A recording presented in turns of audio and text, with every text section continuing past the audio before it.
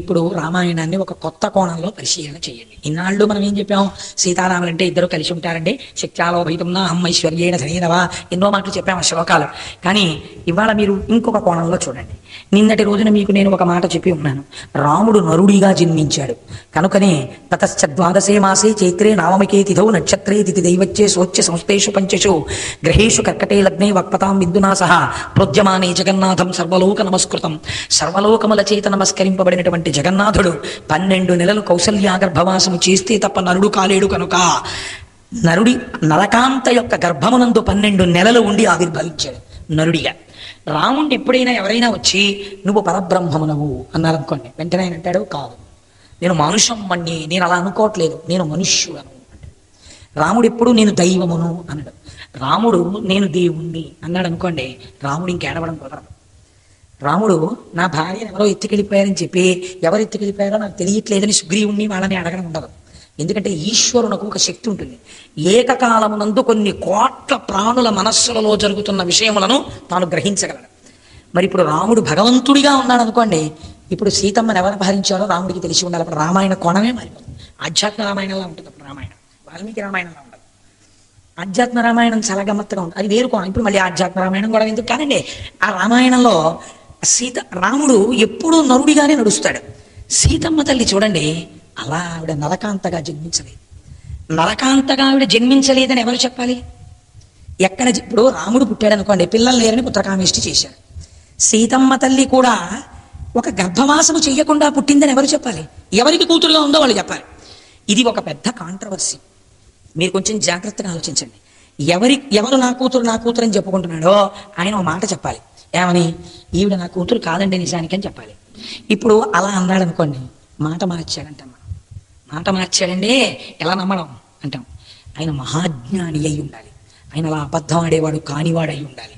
కాబట్టి ఇప్పుడు సీతమ్మ తల్లి ఎక్కడ జన్మించింది అంటే, ఎలాగైతే పిల్లలు లేక దశరథ మహారాజు గారు పుత్రకామేష్టి చేశారో అలాగే విదేహ దేశానికి సంబంధించినటువంటి విదేహ వంశానికి సంబంధించినటువంటి జనక మహారాజు గారు కూడా బిడ్డలు లేక యజ్ఞం చెయ్యడం కోసమని భూమిని దున్నేడు. భూమిని యజ్ఞమునందు అదొక ప్రక్రియ, భూమిని దున్నుతారు. అలాగే పద్మావతీదేవి కోసమని ఆకాశరాజు గారు దున్నారు. భూమిని దున్నుతూ ఉంటే ఆయన ఒక మాట చెప్పాడు. ఎక్కడ చెప్పాడు ఈ విషయం? సీతాదేవి యొక్క ఉత్పత్తిని గురించిన విషయం ఎక్కడ ఉన్నది రామాయణంలో? రాముడి యొక్క జననం బాలకాండలో ప్రకటంగా చెప్పారు. సీతమ్మ తల్లి జననం జనకుడు యజ్ఞం చేసినట్టు సీతమ్మ తల్లి జన్మించినట్టు వేరుగా ఎక్కడా చెప్పలేదు, జనకుడితో చెప్పించారు. ఎక్కడ చెప్పించారు అంటే, సీతా కళ్యాణం ఒక పెద్ద కాన్ఫిడెన్షియల్ ఫైల్, చాలా సీక్రెట్ అని, టాప్ సీక్రెట్ అని రాసి 2 ఎర్రగీతలు కొట్టించుతారు ఆ ఫైల్ని. ఎందుకంటే సీతా కళ్యాణం అర్థమైతే రామాయణంలో చాలా రహస్యాలు అర్థమవుతాయి. మీరు చూడండి, సీతా కళ్యాణం బాలకాండలో ఒకలా ఉంటుంది, అయోధ్యకాండలో ఒకలా ఉంటుంది. తేడా ఉంటుంది రెండింటికి. మీరు సునిశ్చితంగా పరిశీలన చేస్తే తప్ప రెండింటికి తేడా అర్థం కాదు. బాలకాండలో సీతా కళ్యాణం జరిగినప్పుడు ఒక గమ్మత్తు జరిగింది. అసలు రామలక్ష్మణుల్ని తీసుకొని మిథిలకి వస్తున్నాడు విశ్వామిత్రుడు అన్న విషయం జనక మహారాజు గారికి తెలియదు. జనక మహారాజు గారి దగ్గరికి విశ్వామిత్రుడు రామలక్ష్మణుల్ని తీసుకుని వచ్చాడు. తీసుకొస్తే అర్ఘ్యపాద్యాదులు ఇచ్చాడు. మహానుభావుడు బ్రహ్మర్షి వచ్చాడు, నాడు నమస్కరించాడు, కూర్చోబెట్టాడు. అయ్యా ఏమిటండి మీరు ఇలా ఇచ్చేశారు, చాలా సంతోషం, నేను చేస్తున్న యజ్ఞం చూడడానికి వచ్చారు అన్నాడు. ఆయన అన్నాడు, నేను చిన్న మాట చెప్తాను ఈ జనక, నీ దగ్గర శివధనస్సు ఒకటి చాలా కాలం నుంచి ఉంది కదా, ఆ శివధనస్సుని ఒక్కసారి మంజూష అంటే ఒక పెద్ద పెట్టిలో ఉంటుంది. అది ఆ పెట్టికి బోల్డ్ చక్రాలు ఉంటాయి, దాన్ని అందరూ లాగలేరు. ఓ 500 మందో 1000 మందో యోధులు కలిసి లాక్కొస్తారు ఆ మంజూష. అంటే అది ఎంత బరువు ఉంటుందో మీరు ఆలోచించండి. అసలు సాధారణంగా ఎంత బరువు ఉన్నదైనా చక్రం ఉంటే తోస్తే పెడుతుంది, అది అంతమంది లాగితే కానీ కదలతుంది.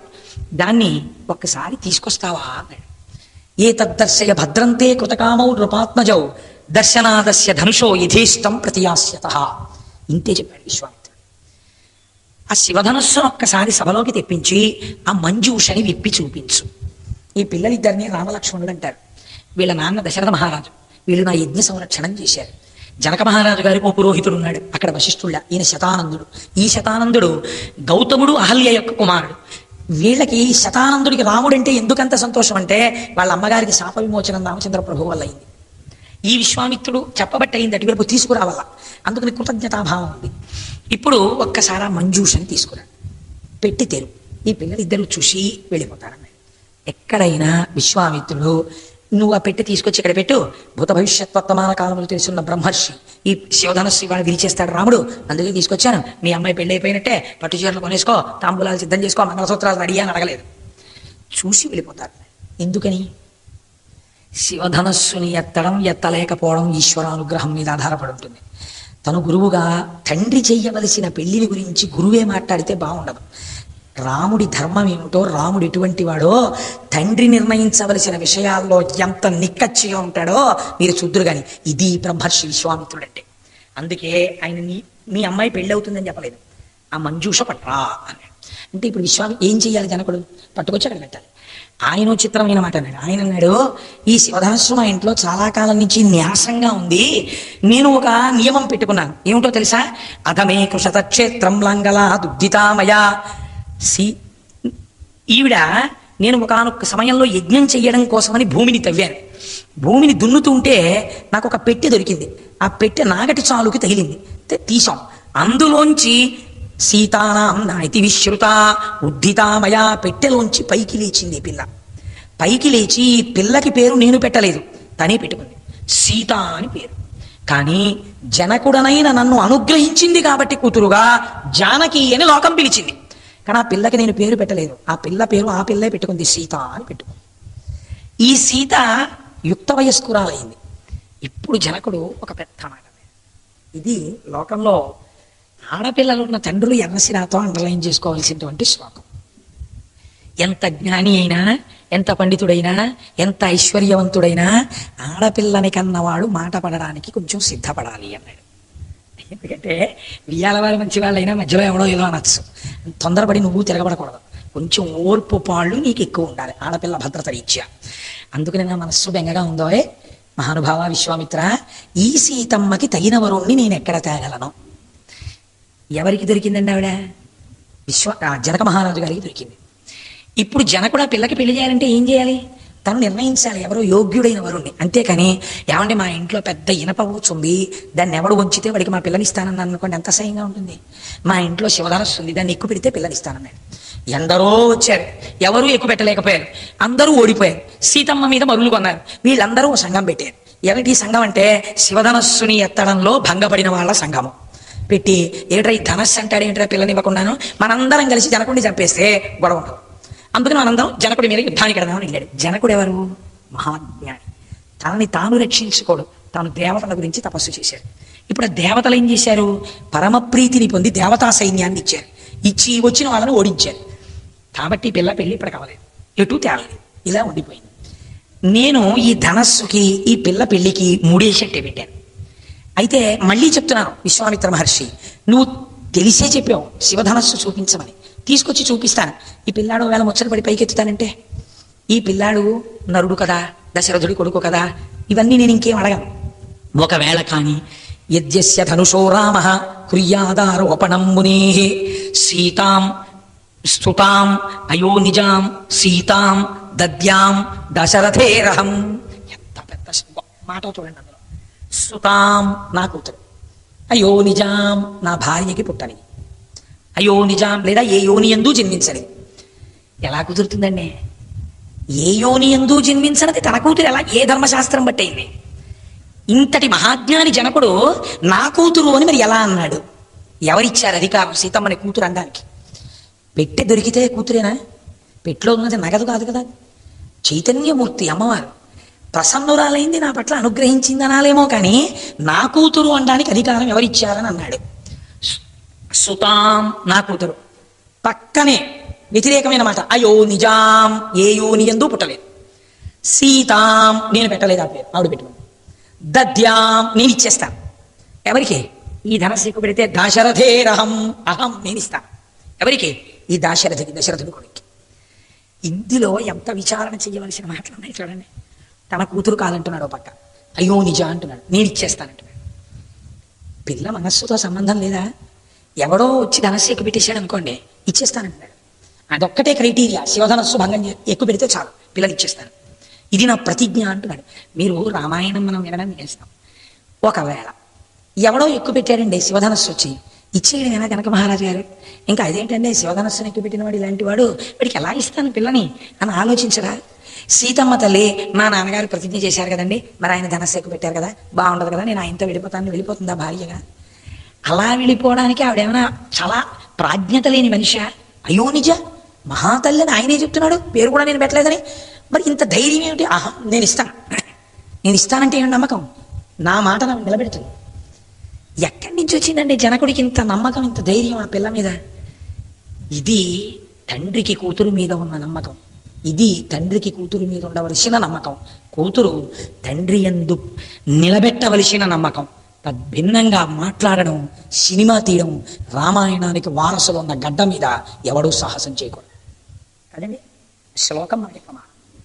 ఇప్పుడు సరే అది చూపించి వెంటనే ఒక మాట అన్నాడు జనకుడు. ఆయన అన్నాడు, ఏమండి ఈ ధనస్సుని ఎక్కుబెట్టడం కోసం ఎందరో వచ్చారు, దేవతలు కూడా వచ్చారు. ఆ పిల్లాన్ని చూడండి, ఏకవస్త్రధరోధన్వీ శిఖీ కనకమాలయ, ఒక్క వస్త్రం కట్టుకున్నాడు, బ్రహ్మచారి, ఇంకా మీసాలు రాలేదు, ఓ పిల్లక గురువు గారితో ఉన్నాడు, ఇక నమస్కారం పెట్టుకుంటాడు. ఈ పిల్లాడు ఎక్కువ పెడతాడా? కొగతిర్మారుషానంచ ధనుషాస్య ప్రపూరణే ఆరోపణే సమాయోగే వేపనే తొలనేపివా అన్నాడు జనకుడు. దేవతలు ఎక్కువ పెట్టలేకపోయారు, ఈ పిల్లగాడు శివధనస్సుని ఎత్తుతాడా, ఎక్కువ పెడతాడా? వింటినారిని విప్పుతాడా, కిందకి లాగుతాడా, ముడేస్తాడా, వింటినారిని లాగుతాడా? జరగని పని. ఇక్కడ రాముడి విషయంలో పొరపాటు పడుతున్నాడు కదండి. రాముడు అలా చెయ్యగలడు, జనకుడు గుర్తుపట్టలేదు. సీత నా మాట వింటుంది, గుర్తుపట్టాడు. అక్కడ నమ్మకం ఉంది, ఇక్కడ నమ్మకం లేదు. రెండూ తెలుసున్నవాడు వాడు ఉన్నాడు సాక్షిగా. ఆ పుట్టినావిడ ఎవరోనో తెలుసు ఆయనకి, ఈ పుట్టినావిడిని పుచ్చుకునేవాడు ఎవరోనో తెలుసు ఆయనకి.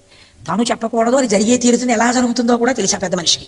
అందుకు తనేమీ మాట్లాడిన వాడు, అసలు అన్నీ తెలుసున్నవాడు ఏమీ మాట్లాడలేదు, ఆయన విశ్వామిత్రుడు. ఇది సీతా కళ్యాణంలో గమ్మత్తు.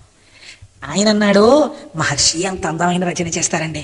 విశ్వామిత్రస్తు ధర్మాత్మ శ్రుత్వా జనక భాషితం వత్స రామధనుపస్య ఇతి రాఘవమబ్రవీత్.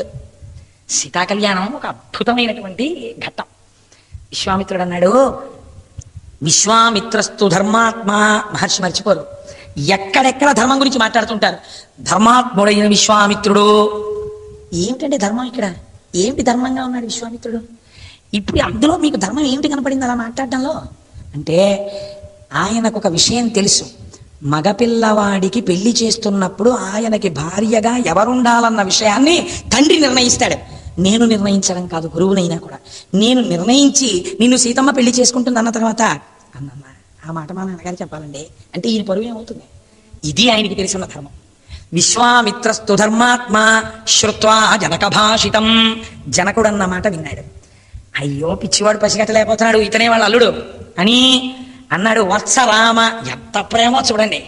వచ్చినవాడు రామచంద్రమూర్తి రూపంలో పరబ్రహ్మమని తెలుసు, నా శిష్యుడుగా ఉన్నాడని తెలుసు. అయ్యా జగన్మాత నీ కడుపున పుట్టకపోయినా సుతాం అని నువ్వు అన్నావు కదా, మా అమ్మాయి అన్నావా లేదా?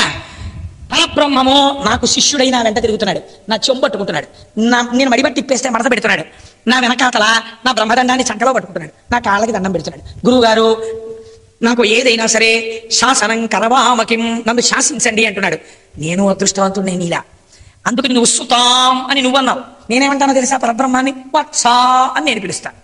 నువ్వు సుత అంటే నేను వత్స.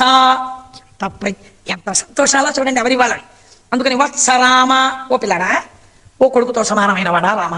ధనుపస్య, ఒకసారి చూడ ధనుస్సుని ఎత్తుపిటే అన్నాడు అనుకోండి, మాటలో చిన్న తేడా వచ్చేసినట్టు. అందుకని ధనుపస్య, ఒక్కసారి చూడ ధనుస్సుని. ఇది రాఘవమబ్రవీత్, రాఘవుడితో ఈ మాట అన్నాడు. రాముడెంత ప్రాజ్ఞుడో ఆయనెంత ధర్మాత్ముడో చూడండి. ఆయన చెప్పాడు ఈ ధనస్సును ఎక్కువ పెడితే పిల్లనిస్తామని. ఎలాగైనా ఎక్కువ పెట్టేస్తానండి అనలేదు ఆ పిల్లని చూసి ఆయన ఎంత గంభీరంగా మాట్లాడాడో చూడండి. చిన్న వయస్సులో ఎంత పరిణతో చూడండి.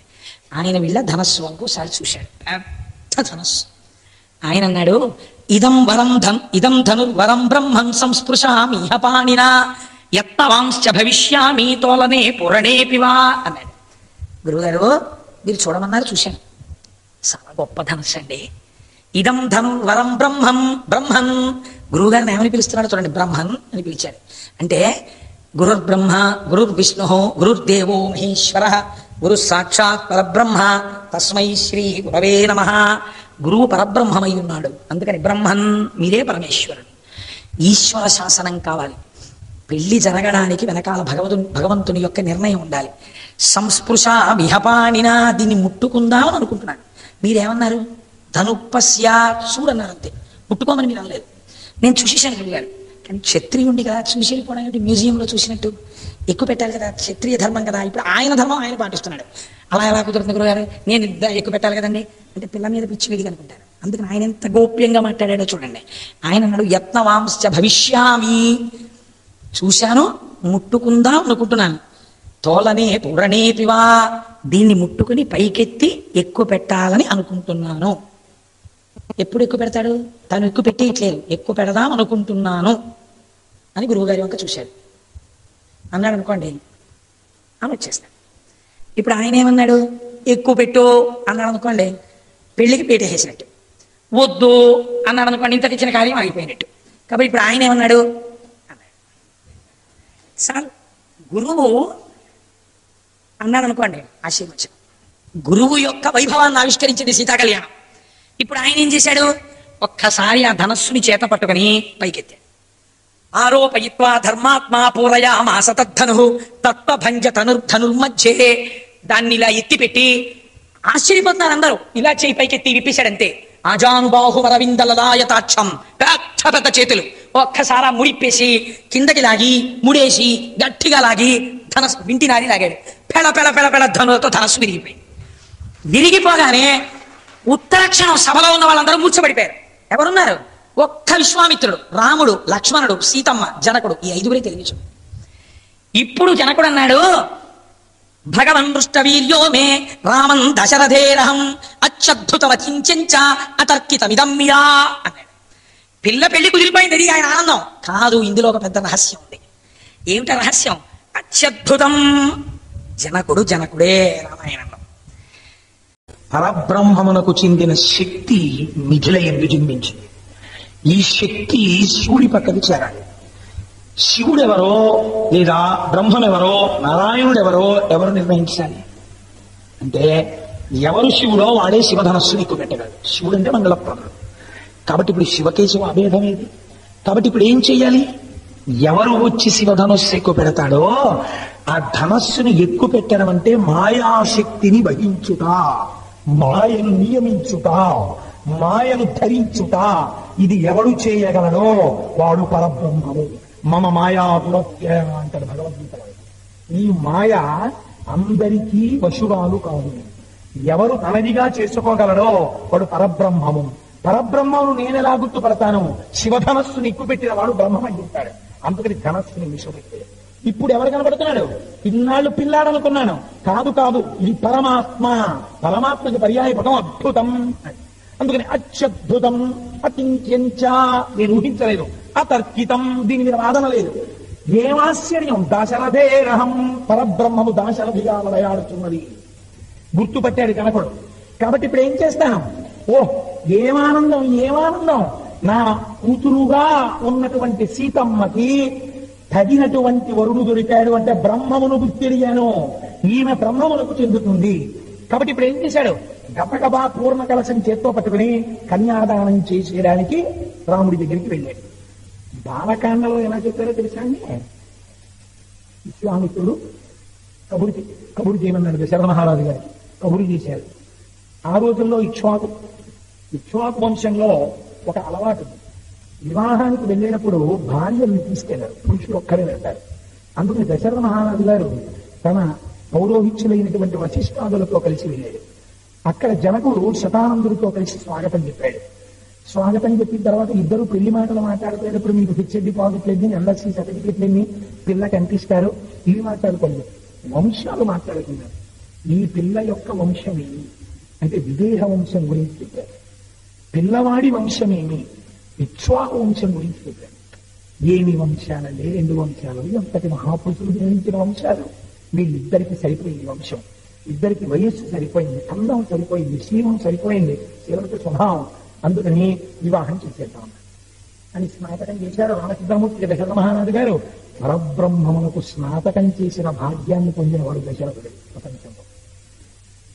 తీసుకొచ్చి ఇయం సీత, అక్కడ ఎలా చెప్పాడో అలాగే చెప్పాడు జనకుడు ఇక్కడ.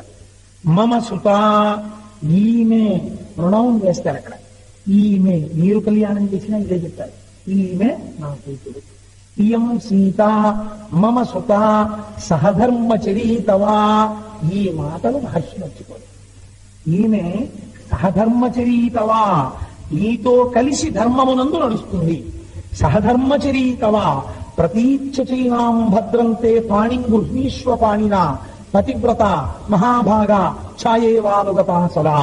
ఈ పిల్ల ఇతముందు ఇతపూర్వం నోములు నోచింది, ఇతపూర్వం పూజలు చేసింది. దేని కొరకు తెలుసా? మంచి భర్త రావాలి. ఇప్పుడు కూడా నోములు నోస్తుంది, పూజలు చేస్తుంది. దేని కొరకు తెలుసా?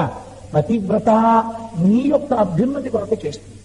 అందుకని పతివ్రత మహాభాగ ఛాయేవానుగత సదా. నీ నీడ నీ వెంట ఎలా వెడుతుందో ఈమె నీ వెంట అలా వెడుతుంది. నీ నీడ నిన్ను విడిచిపెట్టదు కదా, అలాగే ఈమె కూడా నిన్ను విడిచిపెట్టదు అని వాళ్ళిద్దరి చేతులలో చేతులు వేసి ఆ రోజుల్లో పాణిగ్రహణం పాణిగ్రహణం చేయించి భద్రంతే అని వివాహాన్ని పూర్తి చేశారు. బాలకాండలో చెప్పబడినటువంటి సీతా కళ్యాణం ఇక్కడ వరకు. ఇప్పుడు నేను దీన్ని అయోధ్యకాండలో సీతా కళ్యాణంతో కలుపుతాను. అదేంటంటే 2 సార్లు జరిగిందా సీతా కళ్యాణ ఘట్టాన్ని? ఎప్పుడైనా రిపీట్ చేశారా? మళ్ళీ సరదాగా ఉంటుందని మళ్ళీ సీతారామ వివాహం సర్టిఫికెట్లు ఏమైనా ఉందా? కాదు. ఒక గమ్మత్తు వెళ్ళి అరణ్యవాసానికి సీతారాములు బయలుదేరి వెళ్ళిన తరువాత ఆ అత్రి మహర్షి యొక్క ఆశ్రమానికి వెళ్ళారు. వెళితే అత్రి మహర్షి యొక్క భార్య మనసు తగులుతున్నామా, నాకు ఇవాళ కొంచెం బడలి ఎక్కువగా ఉంది, సొంత పడతాను తప్ప దాని ఎందుకు దోషం లేదు, ఎందుకంటే అసలు లేదు. అందుచేత చూడండి, అయ్యో అత్రి మహర్షి యొక్క భార్య అనసూయ. ఆ అనసూయ సాధ్వి మహాపతివ్రత. ఆవిడ ఎంత పతివ్రత అంటే సూర్యచంద్రుల యొక్క గమనమును శాసించగలదు. ఆవిడ వేరొక పతివ్రతకి ప్రాణదానం చేయడం కోసం సూర్యచంద్రుల యొక్క గమనాన్ని ఆపు చేసేసింది ఒకసారి. అసలు అనసూయామాత యొక్క గొప్పతనం చెప్పుకుంటే అది ఒక్కటే కొన్నాళ్ళ ప్రసంగం. అంత గొప్ప తల్లి సతి అనసూయ. అటువంటి అనసూయ ఆవిడ భర్త అత్రి మహర్షి. ఆ అత్రి మహర్షికి అనసూయమ్మకి కలిగినటువంటి సంతానంలో పరంపరాగతంగా వచ్చిన వాళ్ళే ఆత్రేయత గోత్రీకులు. కాబట్టి ఆత్రేయస గోత్రంలో పుట్టడం అంటే ఎంత అదృష్టం. అత్రి మహర్షి అనసూయల సంతానంలో పుట్టారు. అలా ఎందుకన్నారు అనుకోకండి, మాది ఆత్రేయస గోత్రం కనుక కొంచెం సంతోషం. కాబట్టి అనసూయామాత అంత గొప్ప. ఆ తల్లి అత్రి మహర్షి చాలా అందంగా ఉంటుంది. అయోధ్యకాండలో ఆ ఘట్టం. సీతారాముడు లక్ష్మణుడితో కలిసి అయోధ్యకాండ చిట్ట చివరలో అత్రి మహర్షి ఆశ్రమానికి వెళ్ళారు. వెళ్తే ఆయన ఏం చేశాడంటే అత్రి మహర్షి రాముడికి స్వాగతం చెప్పి లోపలికి తీసుకెడుతూ అనసూయమ్మ వంట చూపించి, రామ నేను నా భార్యని పోగొట్టున్నాను అనుకుంటున్నావా? అది మహాపతివ్రత. ఎంత తపస్సు చేసిందో తెలుసా? ఆవిడ తపశ్శక్తితో సూర్యచంద్రుల గమనాన్ని ఆపేసింది. సూర్యోదయాన్ని చంద్రోదయాన్ని ఆపితే వేరొక పతివ్రత ప్రాణాలు నిలబడ్డాయి. సతీ సుమతివి. అంత గొప్ప తల్లి ఆవిడ. దేశమంతా క్షామం వస్తే తన తపశ్శక్తితో అన్నదానం చేసింది. అటువంటి అనసూయ ఆవిడ ఇప్పుడు ఎలా ఉందో చూసావా అన్నాడు. ఒడిలిపోయి శరీరం అంతా ముడతలు పడిపోయి గడగడ గడగడ ఉడికిపోతుంటే తలంతా మొగ్గుగుట్ట అయిపోయి గాలికి కదిలిపోతున్నటువంటి అరటి చెట్టు ఎలా ఉంటుందో అలా ఉంది ఆవిడ. ఆవిడ వంక చూసి అత్రి మహర్షి అంటారు, ఒక ఇంటికి అతిథి వస్తే ఒక యజమాని మాట్లాడే మాట ఆయన సంస్కారాన్ని చెప్తుంది. అత్రి మహర్షి సీతమ్మ వంక చూసి ఆ అనసూయ వంక చూసి అంటాడు, అనసూయ మహాభాగ తాపసి ధర్మచారిణి ప్రతిగృహ్ణీష్వైదేహి అంటాడు. ఆవిడ అనసూయాం మహాభాగాం తాపసీం ధర్మచారిణీ. ఈ మాట మహర్షి వదలండి. అసలు ధర్మచారిణీ అపారముగా ధర్మము తెలుసున్నది, ధర్మమును అనుష్ఠించినది. కాబట్టి ధర్మచారిణీ ప్రతిగృహ్ణీష్వైదేహీం అబ్రవీదృషిసత్తమ. ఓ అనసూయ, సీతమ్మ చేపట్టుకుని లోపలికి తీసుకెళ్ళు. ఇది మహర్షి అండి ఏ ఒక్క చిన్న సన్నివేశాన్ని వదిలిపెట్టాం. మనం ఇంటికి ఎవరైనా కొత్త దంపతులు వచ్చారనుకోండి, మన ఇంటికి వస్తే ఆడపిల్ల కొత్తగా పెళ్ళయింది, ఏదో వచ్చింది, పాపం ఇప్పుడు ప్రస్తుతం కొంచెం కష్టంగా ఉంది. ఆవిడ్ని అందరితో పాటు కూర్చోపెట్టుకున్నాం అనుకోండి, ఆ పాప ఆవిడ కొంచెం చిన్నపుచ్చుకుంటుందేమో అనో, లేకపోతే ఇంటికి వచ్చినటువంటి ఆవిడ మగవాళ్ళ మధ్యలో కూర్చోబెడితే కించిత్ సిగ్గుపడుతుందేమో. అయోనిజ జనక మహారాజు గారి కుమార్తె, దశరథ మహారాజు గారి పెద్ద కోడలు, రామచంద్రమూర్తి పిల్లాలు అరణ్యంలో నడిచి రాలేదండి నేను మాట. నీ ఇంటికి వచ్చింది, నీ సంస్కారం ఏమైంది? అందుకు ఆయన అన్నాడు, ప్రతిగృహ్ణీష్వైదేహీం. అనసూయ చేపట్టుకొని సీతమ్మ లోపలికి తీసుకెళ్ళి, గొప్ప మాట అండి. తన భార్యని పిలిచి, ఏమో ఆ అమ్మాయిని లోపల కూర్చోబెట్టి అని అన్నారు అనుకోండి యజమాని. వాళ్ళు గబగబా వచ్చి రామ్మ అని చేపట్టుకొని లోపలికి తీసుకెళ్లి కూర్చోబెట్టుకుని మాట్లాడేటప్పుడు ఇతపూర్వం ఎందరో కనపడ్డారు. అందరితో సీతమ్మ మాట్లాడారు, ఋషుల భార్యలతో. ఇప్పుడు సర్టిఫికెట్ ఇచ్చాడట్టే. ఈవిడ మహాభాగం అటువంటి క్యారెక్టర్, అనసూయ లాంటి క్యారెక్టర్. ఇప్పుడు అనసూయ మాట్లాడుతుంది. మాట్లాడితే ఎలా ఉండాలని అనసూయ మాట్లాడితే? పిచ్చి పిచ్చిగా, అర్థం లేకుండా, వెర్రిగా మాట్లాడితే బాగుంటుందా? సీతమ్మతో మాట్లాడాలి. ఎంత జాగ్రత్తగా ఉండాలి ప్రతి శ్లోకం. చిత్రముఖ బ్రహ్మగారి వరం వాల్మీకి మహర్షికి ఓ ఆచమనం చేసి కంఠం పట్టుకుంటే రామాయణం కళ్ళ ముందు కనపడుతుంది. కనపడుతున్న ఆయనకు అందుకు రచిస్తున్నారు శ్లోకాలు. ఆవిడ అడిగింది, ఏమమ్మా నీవు వివాహం అవగానే కొద్ది కాలం ఆనందం అనుభవించిన తరువాత అరణ్యవాసానికి వచ్చేసావు అని నేను విన్నాను. చాలా కష్టాలు పడుతున్నావు తల్లి. అయితే నాకొక్క మాట అనిపిస్తుంది, లోకంలో కొంతమంది స్త్రీలు పురుషుడు ఐశ్వర్యములు కలిగి, అభ్యున్నతిని కలిగి, అధికారములు కలిగి, ఆరోగ్యములు కలిగి, దారుఢ్యములు కలిగి ఉన్నప్పుడు ఆయన అనుభవించి ఉంటారు. వీటిలో ఏదైనా పురుషుడికి లోపం కలిగితే ఆయన పట్ల తిరస్కార భావమునందు ఉంటారు. ఇటువంటి స్త్రీలు దూష్యమైనటువంటి నడువడి కలిగినటువంటి వారు.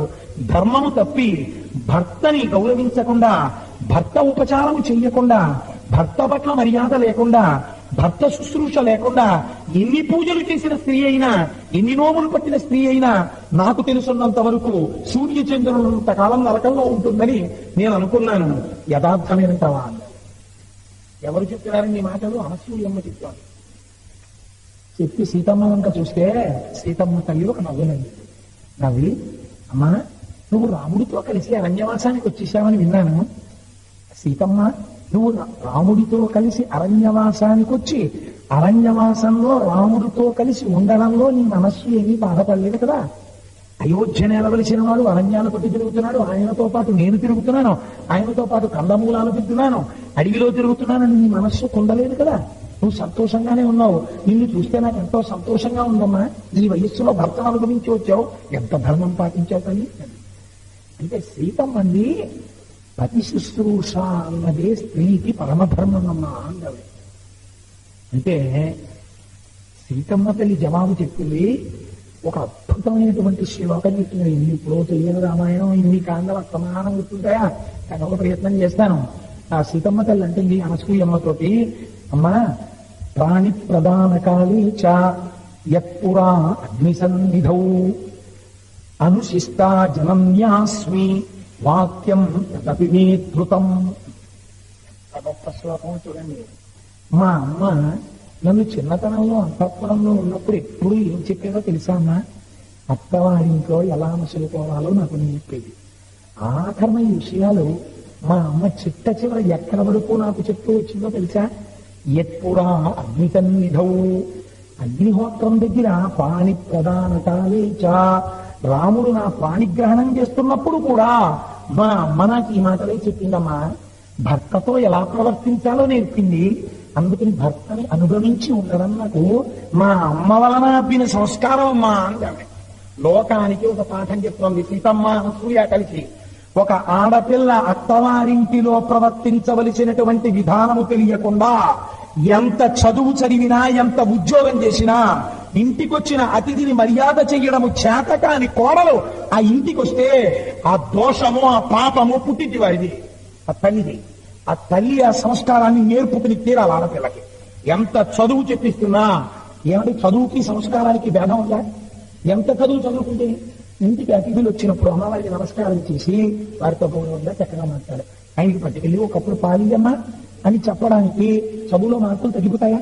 ఒక 5 నిమిషాలు ఇంటికి వచ్చిన వాళ్ళతో గౌరవంగా ప్రవర్తిస్తే ఇవాళ మన దేశంలో ప్రత్యేకించి మన కుటుంబాల్లో సంస్కారం ఇక్కడే చిక్కుపోతుంది. ఇది సీతమ్మ తల్లి చెప్తోంది. ప్రాణి ప్రధాన కాలే చాయపురాగ్నిసన్నిధౌ అనుశిష్ట జనన్యాస్మి. జనన్యాస్మి, మా అమ్మ చేత బోధింపబడ్డానమ్మా నేను. పొంగిపోయి అనసూయామాటంది, అమ్మా నేను కూడా ఇంకొక మాట చెప్పాలనుకుంటున్నాను. ఇది తల్లి, నాతో విశిష్టం పశ్యామి. నేను చాలా తపస్సు చేశాను. నా వయస్సు చాలా పెద్దదైపోయింది. నా జుట్టు ముగ్గుముక్క అయిపోయింది. నా ఒళ్ళు ఉనికిపోతాను. నేను చాలా పెద్దగానే అయిపోయాను. ఇంత అనుభవాన్ని కలిపి సారాంశముగా మార్చి నీకొక మాట చెప్తున్నాను సీతమ్మ. ఈయనది నాతో విశిష్టం పశ్యామి బాంధవం విమృశంచహం. ఎంత గొప్ప మాట చూడండి. సర్వత్రయోగ్యం వైదేహి తపఫలం వివాహృతం. నాతో విశిష్టం పశ్యామి. ఇంత తపస్సు చేసి ఇన్ని చదివి ఇంత ధర్మం పాటించిన తర్వాత నాకు తెలిసింది ఏమిటో తెలుసా? ఆడదానికి భర్త కన్నా బంధువు ప్రపంచంలో వీరొకడు లేదు. ఆ భర్త ఎటువంటి వాడో తెలుసా? సిద్ధముగా ఉన్న తపఫలము వంటి వాడు. అపారమైన తపోబలం ఉన్నవాడు ఏం చేస్తాడు? తను తలుచుకుంటే అన్నాన్ని సృజిస్తాడు. తను తలుచుకుంటే ఆయుర్దాయాన్ని ఇస్తాడు. పక్కన ఉన్న భర్త ఎటువంటి వాడో తెలుసా? నీవు చేసిన కొన్ని కోట్ల కోట్ల సంవత్సరముల తపస్సు మూర్తీభవిస్తేటువంటిదో భర్త అటువంటి వాడు. ఆ భర్త సుఖశాంతులు నీ చేతిలో ఉన్నాయి. అందుకనమ్మా భర్తని అనుగమించి వచ్చావు, చాలా సంతోషం తల్లి. అయితే నాకు ఇక్కడ ఒక చిన్న ఆశ్చర్యం కలుగుతోంది సీతమ్మ. మీ కళ్యాణం గురించి విన్నానన్నాను ఇక్కడ, కానీ చూడలేకపోయాను, రాలేకపోయాను. ఆ రోజుల్లో ఏదో ఒక్కసారి మీ కళ్యాణ ఘట్టం చెప్దు అంటే సీతమ్మ ఎర్రపడిన ముఖంతో ఒక్కసారి సీతా కళ్యాణం జ్ఞాపకానికి వచ్చి మళ్ళీ సీతా కళ్యాణం చెప్తూ ఒక మాట అన్నాడు. ఎంత గొప్ప మాట చెప్పిందో తెలుసా అండి? అమ్మ, లోకంలో యోగ్యుడు కానటువంటి పురుషుడు భర్తగా ఉన్నటువంటి స్త్రీలు ఆ భర్తని అనుగమించి పాతివ్రత్యంతో ఉన్నారే, వాళ్ళు అందండి. భర్త దుర్మార్గుడైనా దుశ్శీలుడైనా ఆ భర్త యందు దైవాన్ని చూసి వాళ్ళని అనుగమించారు కొందరు స్త్రీలు.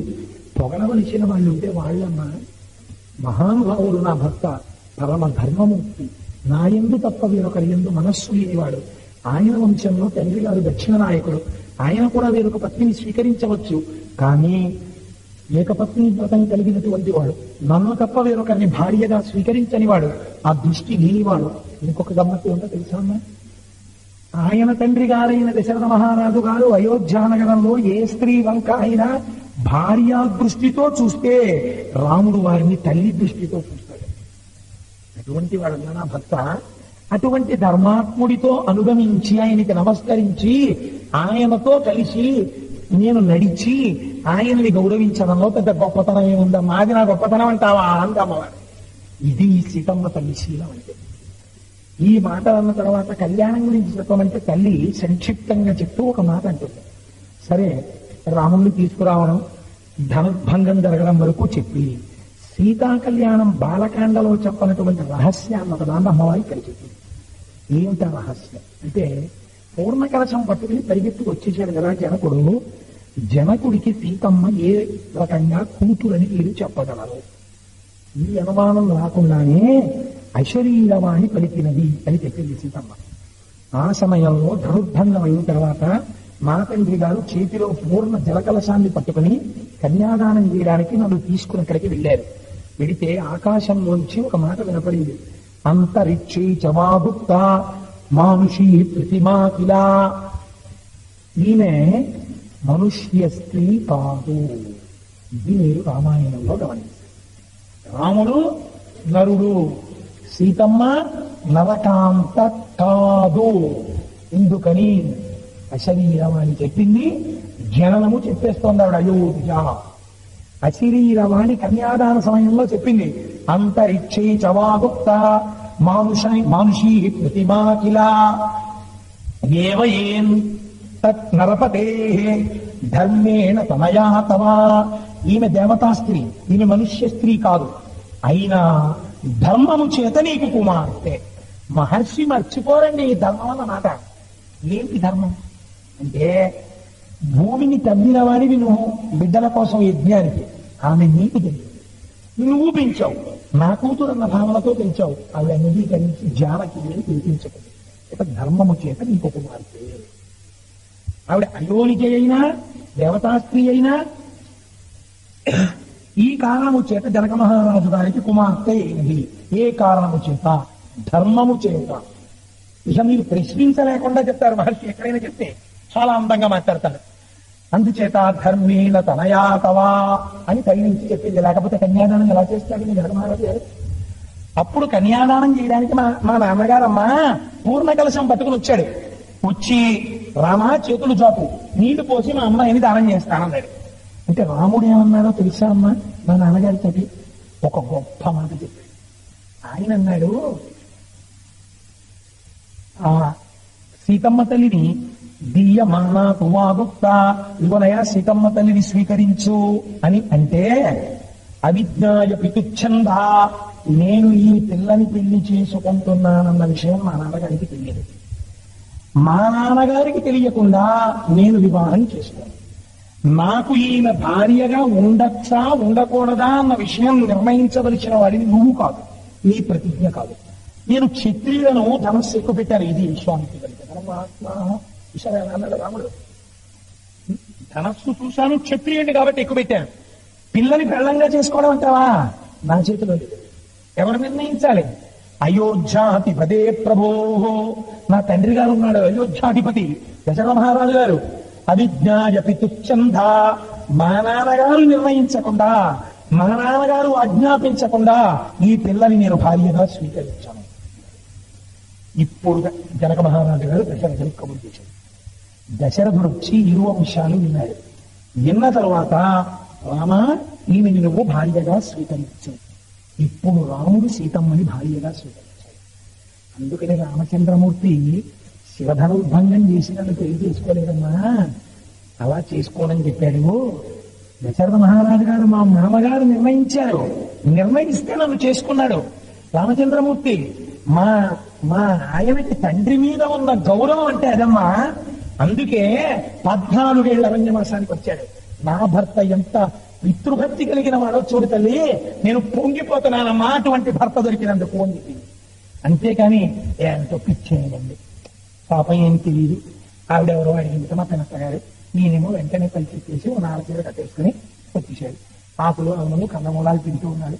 అయోధ్య పోయింది, రాజ్యం పోయింది, మా కర్మిగా ఉంది, మీరేమన్నా కొంచెం చెప్పి చూడండి అమ్మా ఒకసారి, మీరు అత్రి మహర్షి చెప్తే వింటారేమో అంటే అనసూయామాత ఆదరిస్తుందండి. ఒక స్త్రీ ఎలా ఉండాలో సర్టిఫికెట్ ఇచ్చారు అనసూయ చేత. అనసూయ చేత సర్టిఫికెట్ పొందడం అంటే మాటలు కాదు. మీరు కూడా అనసూయ సర్టిఫికెట్ పొందగలరు. ఇప్పుడు అనసూయమ్మ దగ్గర సీతమ్మ ఏం చెప్పిందో అలా నడువడి ఉంటే మీరు కూడా అనసూయాది తల్లుల యొక్క ఆశీర్వచనమును పొందగలరు. రామాయణం ఆరదాని నడువడిని, గొప్పతనాన్ని పెద్ద వేసి వివిధ భంగిమలలో చూపిస్తుంది. ఇది చెప్తే అనసూయమ్మ ఏం చేసింది? ఆవిడ పొంగిపోయి, ఏమి సీతారాములమ్మ మీ ఇద్దరు అని.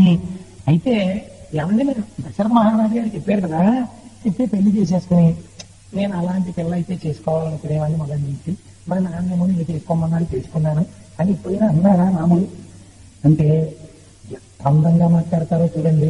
మధురం మధురాక్షరం ప్రియాపు సీతారామస్య దారాహ పితృకృతా ఇది.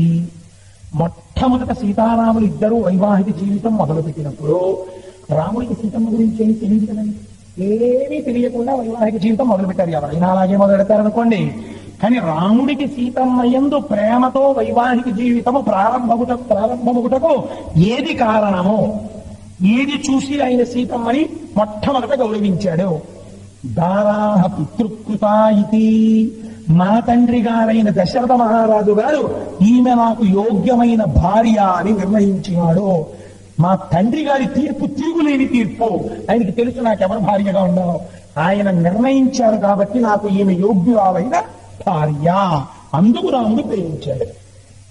మామగారు సీతమ్మ రాముడికి తగిన భార్య అని చేసిన నిర్ణయాన్ని సీతమ్మ ఎలా నిలబెట్టుకుంది? చిన్న శ్లోకంలో దాచేస్తారండి అంత. గుణాద్రూపా గుణాఛాపి ప్రీతిర్భూయోభ్యవర్ధత. గొప్ప మాట అండి, గొప్ప ఈ శ్లోకం అన్నది నిజంగా ఇది ఒక సిలబస్. నేనైతే అనుకుంటాను అసలు పెళ్లి చేసుకునేటటువంటి వాళ్ళ లేకుండా చూస్తున్నాను, పెళ్లి చేసుకునేటటువంటి దంపతుల్ని అసలు ముందు ప్రవేశం క్లాస్ కింద కూర్చోబెట్టి అసలు ఈ శ్లోకాల గురించి వాళ్ళకు ఒకసారి చెప్పాలి. వివాహ జీవితం అంటే ఇదిరా, నీ బుర్రలో నేర్చుకో అని. ఎలా? గుణాద్రూప గుణాఛాపి. భర్త యొక్క మనస్సు నిలబడడానికి రూపము కూడా ప్రధానము. అందుకే తలంబరాలు పోసేటప్పుడు ఒక మాట అంటారు, నీ యందు ఈ రూపము, ఈ వైభవము, ఈ అందము, ఈ లావణ్యము నిలబడుగాక.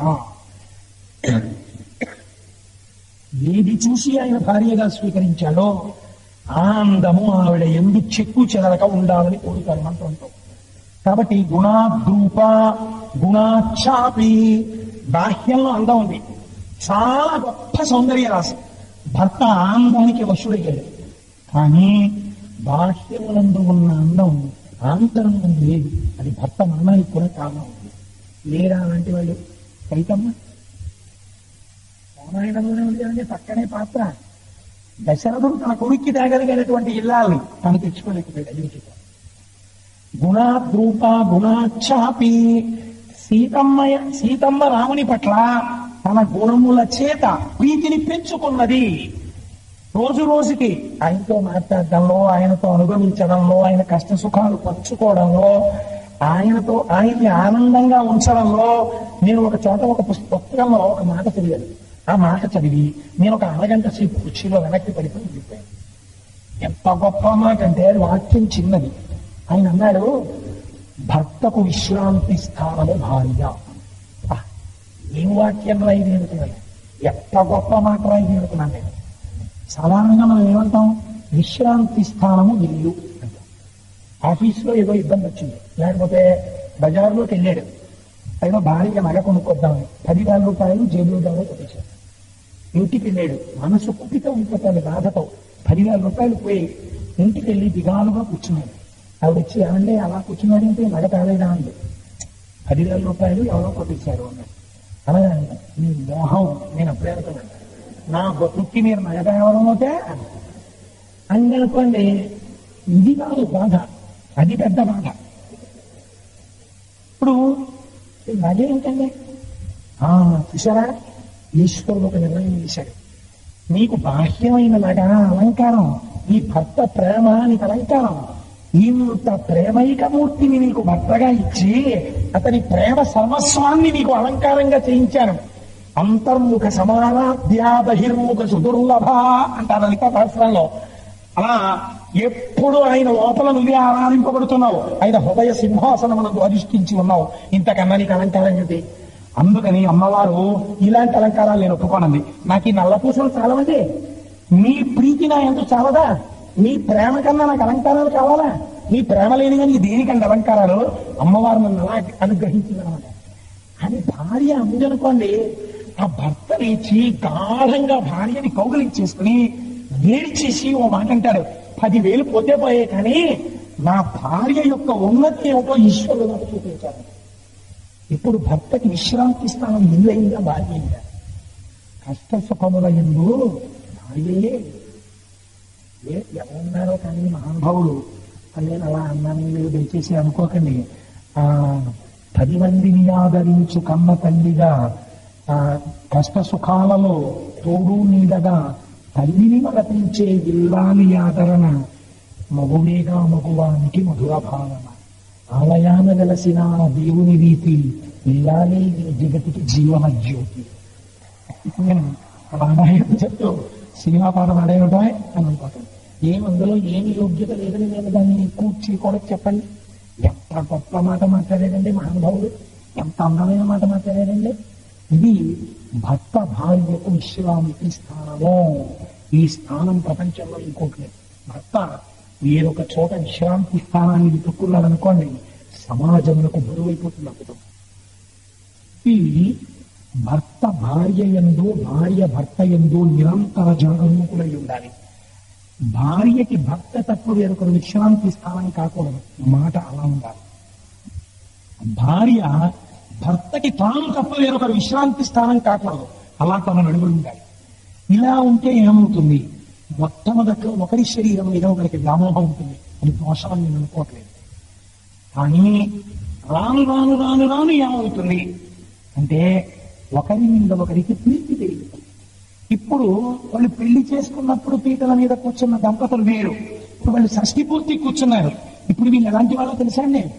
ఒక మామిడి పండు, ఒక కొత్త పిల్లి కొబ్బరి మామిడి పండు ఒకటి ముగ్గేస్తే బాగుంటుంది, ఒక 2 రోజులు పోతే బాగా ముగ్గుతుంది అనుకున్నాడు. అందుకని పలక మామిడి పళ్ళు గడ్డిలో పెడుతున్నాడు. పైన పెడుతుంటే 12 పళ్ళే కనబడ్డాయి. దీంట్లో 13 తెచ్చాను 12 ఉన్నాయి, 13 తెచ్చాను 12 ఉన్నాయి. బుట్టలో చూశాడు, గుట్లో చూశాడు, బుట్టలో చూశాడు, కావులో చూశాడు, కనపడలేదు. సరే కనపడలేదు, ఏదో విషయంలో ఉంది అనుకున్నాడు. ఒక 4 రోజులు పోయిన తర్వాత కింద ఉన్నటువంటి జాడీలో ఉన్న తేనె తీసి సీసాల్లో పోసుకుంటున్నాడు. తను బూట్లో పెడదామనుకున్నటువంటి కొత్త పిల్లి కొబ్బరి మామిడి పండు ఒకటి తేనెలో పడిపోయి బాగా ఆరముగ్గిపోయింది. ఆ కొత్త పిల్లి కొబ్బరి పళ్ళకి ఈ పండుకి ఈ 2 ఒకలా ఉంటాయండి. ఇది తేనెలో 4 రోజులు మగ్గిపోయి బాగా ముగ్గింది. ఈ కొత్తపల్లి కొబ్బరి రుచి ఎక్కడా, ఆ కొత్తపల్లి కొబ్బరి రుచి ఎక్కడా, 2 కొత్తపల్లి. ఇది తేనెతో కలిసింది 4 రోజులు. షష్ఠి పూర్తి దంపతుల యొక్క ప్రీతి అటువంటి, అది మానసికం. ఒకరి మీద ఒకరికి ప్రీతి భూయోభ్యవర్ధత.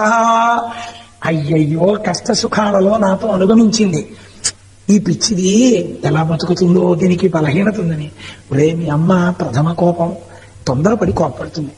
నాన్న నువ్వు కొడుకువి, కొంచెం గుండెల్లో పెట్టి చూసుకోవాలి సుమా అని కోడల్ని పిలిచి, అమ్మ మీ అత్తగారికి ప్రథమ కోపం ఉన్నా కానీ మనసులో ప్రేమ, కొంచెం తల్లి ఈ విషయం దృష్టిలో పెట్టుకో అంటాడు. ఎందుకని? ఏమో తను ముందెళ్ళిపోతానేమో అని బెంగ. అప్పుడు ఉన్న వ్యామోహం ఇప్పుడు లేదు. ఇప్పుడు ఏమైపోయింది? ఆవిడ భద్రత గురించి బెంగ ఎక్కువైపోయింది. గుణాద్రూప గుణాచాపి ప్రీతిర్భ్యవర్ధత. ఒకరి గుణముల చేత ఒకరు ఒండుల పట్ల ప్రీతిని పెంచుకున్నారు. ఇలా సీతారాముల దాంపత్యము అభివృద్ధి పొందినది. దీనికి మూలమేది? తండ్రి తీర్పు. ఇది సీతమ్మ యొక్క నడువడి. శ్లోకం చిన్నది, కానీ రాముని విశ్రాంతి స్థానం ఎవరు? సీతమ్మ తల్లి. రాముని కీర్తి ఎవరు? సీతమ్మ తల్లి. రాముడి ప్రతిష్ట ఎవరు? సీతమ్మ తల్లి. సీతమ్మ తల్లి గురించి ఆవగించలో 6 కోట్ల వంతులో 60,000 వంతు చెప్పలేదు. 825 ప్రారంభం ఏం చేయను. కాబట్టి చూడండి, అమ్మ ఇక్కడ ఒకసారి ఆవిడ చెప్పింది, అక్కడ జనకుడు చెప్పాడు. ఈమె అథమే కుశత క్షేత్రం లంగల దుద్ధితామయ క్షేత్రం శోధయతా లబ్ధానాంనా సీతేతి విశ్రుత. ఈమె నరకాంత కాదు అని చెప్పాడు. అయోధ్యకాండలో ఒకసారి చెప్పింది ఆవిడ, నేను నరకాంత కాదు అశరీరవాణి చెప్పింది, నేను దేవకాంతని. మూడోసారి ఒకసారి చెప్పింది ఆవిడ. ఎక్కడ చెప్పింది? ఏదైనా 3 అయితే సత్యం.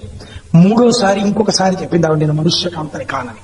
అన్యాపదేశంగా చెప్పింది. ఎక్కడ చెప్పింది? సుందరకాండలో స్వామి హనుమతో మాట్లాడుతోంది సీతమ్మ తల్లి. మాట్లాడుతున్నప్పుడు హనుమ ఒక మాట అడిగారు ఆవిడ్ని. సురాణాం వానాగంధర్వరక్షసాం యక్షాణాం కిన్నెరాణాం వాకాంస్త్వం భవసి శోభనే.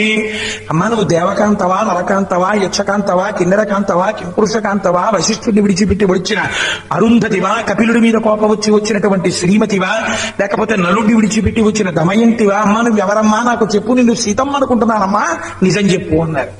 అంటే తల్లి తాను నరకాంతని అని పృథివ్యారాజసింహానాం ముఖ్యస్య విదితత్మన స్నుషాదశరథస్నాహం శత్రుసైన్య ప్రతాపిన దుహితాజనకస్యాహం వైదేహస్య మహాత్మన సీతా చ నామ నామ్యాహం భార్య రామస్య ధీమతః అంటుంది. ఒక నరకాంత ఎలా మాట్లాడాలో అలా మాట్లాడుతుంది. పెళ్ళైపోయినటువంటి స్త్రీ దగ్గరికి వెళ్ళి అమ్మ మీరెవరు అని అడిగాం అనుకోండి, ముందు మామగారి పేరు చెప్పాలి. అయ్యా నేను ఫలానా వారి కోడలండి. తర్వాత అందుకని అమ్మ నేను దశరథ మహారాజు గారి కోడల్ని, తర్వాత నేను జనక మహారాజు గారి యొక్క కుమార్తెని, తర్వాత నేను ఈ శరీరానికి సీత అని పేరు, తర్వాత నేను అబ్బో గొప్పవాడు రామచంద్రమూర్తి యొక్క ఇల్లాలని. చిట్ట చివర భర్త పేరు చెప్పింది. కాబట్టి ఒక స్త్రీ ఎలా ప్రవర్తించాలో అలా ప్రవర్తించి చూపించింది, అలా మాట్లాడి చూపించింది.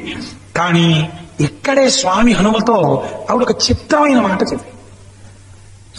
సమాం 12 తత్రాహం రాఘవస్య నివేశనే భుంజానాం మానుషాన్ భోగాన్ సర్వకామ సమృద్ధిని.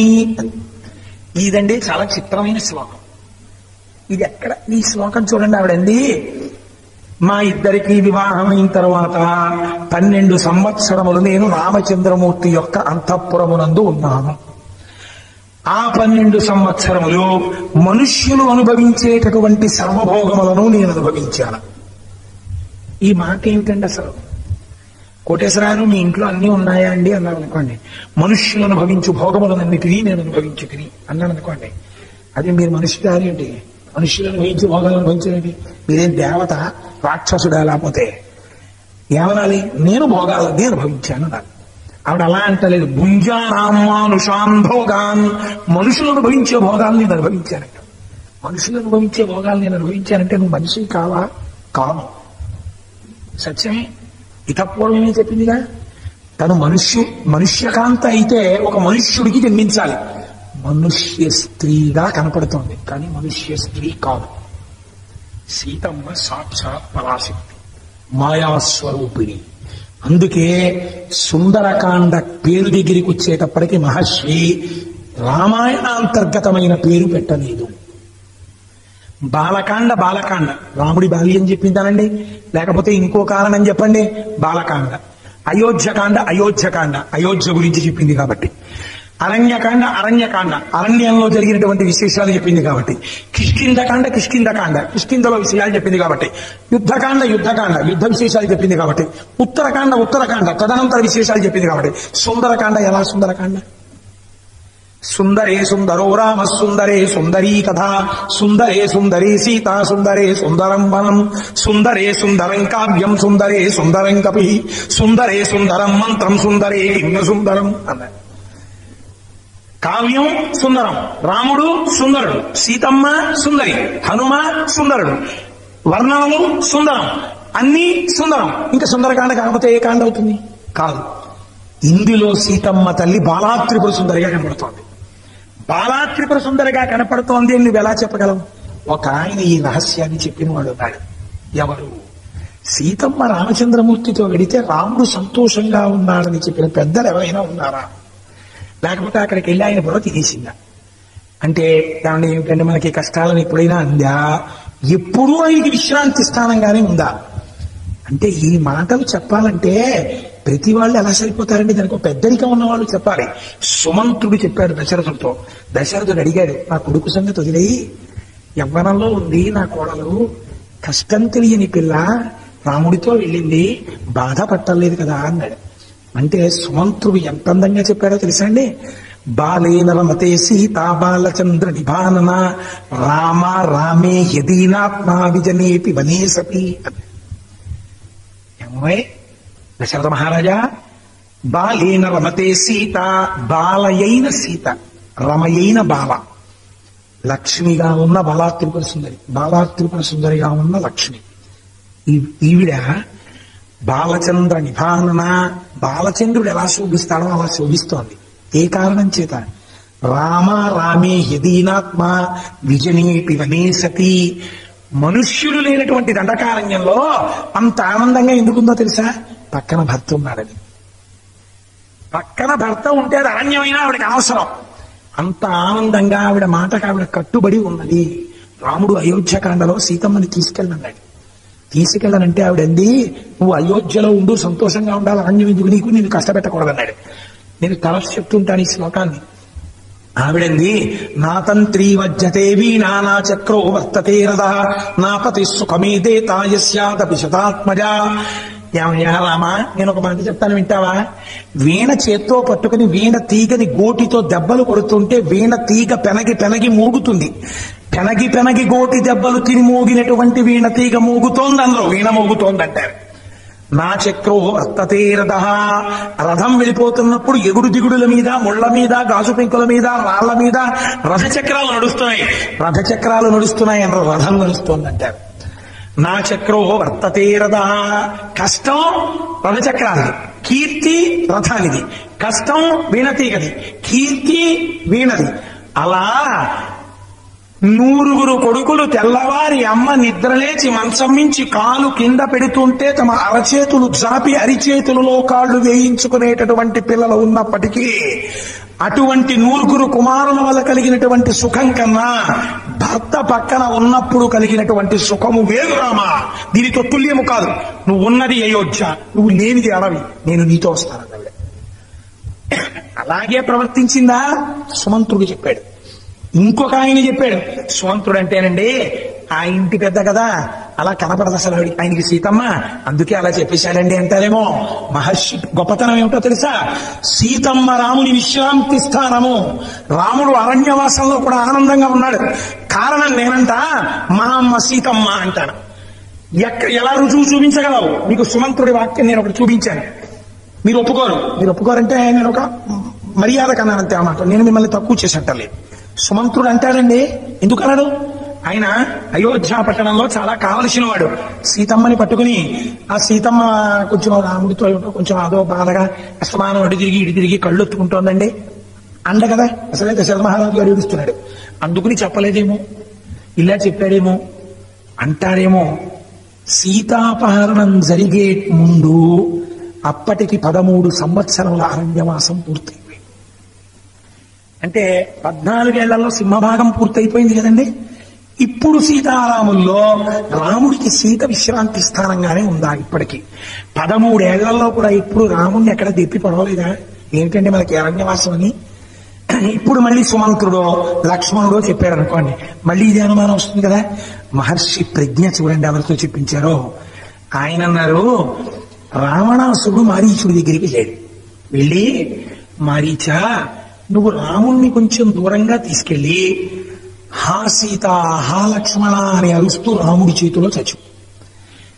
రాముడి అరుపు అనుకుని సీతమ్మ లక్ష్మణుడిని పంపేస్తుంది, నేను సీతమ్మను అపహరిస్తానన్నాడు. అంటే వెంటనే మారీచుడు చెప్పినటువంటి మాట ఏమిటో తెలుసండి? యస్య సా నరసింహస్య సింహోరకస్య భామిని. అరణ్యకాండలో మారీచుడు చెప్పినటువంటి సర్టిఫికెట్ ఇది. ఎంత లాజికల్ గా మాట్లాడాడో చూడండి మారీచుడు. అసలు మారీచుడు లాంటి క్యారెక్టర్ రామాయణంలో దొరకదండి, అటువంటి క్యారెక్టర్ అది. నాకు అనిపిస్తుంది అసలు మారీచుడు శ్లోకాల వీటి మీద ఒకసారి ఉపన్యాసం చెప్పాలంటుంది, ఎన్ని విధి కోరికలు నాకు. అందుకని యస్య సా నరసింహస్య సింహోరకస్య భామిని ప్రాణేభ్యోపి ప్రియతరా భార్యా పతిమనువ్రత. ఇది చెప్పాడు మారీచుడు. సీతమ్మ అంటే ఎవరనుకుంటున్నావో తెలుసా? ఆవిడ యస్య సా నరసింహస్య, రాముడు నరులయందు సింహము వంటి వాడు. సింహాన్ని చూస్తే మిగిలిన జంతువులు ఎలా పారిపోతాయో రాముణ్ణి చూస్తే అందరూ పారిపోవలసిందే. ఎందుకని? రాముడికి కోపం వస్తే ఆయన ఎవరు ఆపలేరు. ఆయనటువంటి ధర్మాత్ముడు, రాశీభూతమైన ధర్మం, ధర్మానికి కోపం రాకూడదు. అటువంటి నరసింహుడైనటువంటి రాముని యొక్క సింహోరకస్య భామిని. సింహము యొక్క వక్షస్థలం ఎలా ఉంటుందో, సింహం వక్షస్థలం మీద ప్రపంచంలో ఎవరైనా ముట్టుకుని గీరుతారండి? ఎవరైనా సింహం వక్షస్థలం మీద వెళ్ళి పడుకుంటారండి? ఎవరైనా సింహం వక్షస్థలాన్ని దువ్వుతారండి? ఆయన అన్నాడు మారీచుడు, ఆ సింహం యొక్క వక్షస్థలం మీద ఒక స్త్రీ పడుకుంటుంది. ఎవరో తెలుసా? సీతమ్మ. ఎందుకు పడుకుంటుందో తెలుసా? ఆ సింహాన్ని మచ్చిక చేసుకునే కాదు, భయపెట్టి కాదు, ప్రాణేభ్యోపి ప్రియతరా.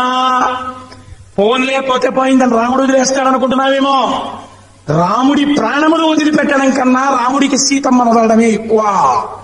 రాముడి ప్రాణముల కన్నా సీతమ్మే ఎక్కువ. రాముడి ప్రాణాలని తక్కెట్లో ఓ పక్కన పెట్టి సీతమ్మను ఓ పక్కన పెట్టి, రామా ఈ రెండిటిలో నీకేది ఎక్కువ అని అడిగితే రాముడికి సీతమ్మ ఎక్కువ. ఇంత ఎక్కువైన వస్తువు జోలికి నువ్వు వెడితే, సింహము యొక్క వక్షస్థలం మీద పడుకున్న స్త్రీని నువ్వు ముట్టుకుంటే, రామచాపాశ్రయేవనే, ఎప్పుడు ఇలా పట్టుకున్న కోదండము చేత రక్షింపబడుతున్న ఏకైక స్త్రీ సీతమ్మ. ఆయన యందు అంత ప్రీతి పొంది ఉన్నది. భార్య పతిమనువ్రత. ఎలా పొందింది? మందు పెట్టిందా, మాకు పెట్టిందా? కాదు. భార్య పతిమనువ్రత. ఎప్పుడు పతిని అనుసరించింది ఆవిడ. పతిని కష్టపెట్టలేదు. 13 సంవత్సరములు రాముడు అన్నిటినీ మరిచిపోయాడంటే సీతమ్మ కారణము. ఈ కారణం చేత సీతమ్మ రామునకు ప్రాణము కన్నా ప్రియురాలు. ఆవిడ జోలికి వెళ్ళడం ఏమిటో తెలుసా? నీకొక్క మాట చెప్పేస్తున్నాను.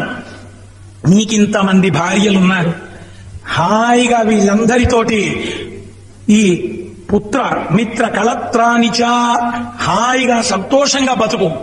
రాముడికి కానీ అపకారం చేశావా? రాముడికి వేరే అపకారం లేదు ప్రపంచంలో. సీతమ్మ జోలికి వెళ్ళడమే అపకారము. వెళ్ళిన మరుక్షణంలో రావణ నువ్వు అక్కడివి చచ్చిపో. రాముడు వెతికేస్తాడు భూమండలం అంతా, బ్రహ్మాండాలన్నీ వెతుకుతాడు. ఆవిడ అగ్నిహోత్రము నువ్వు పట్టుకోలేవు. ఆవిడ ఏం చేస్తుందో తెలుసా? నీ పాలిట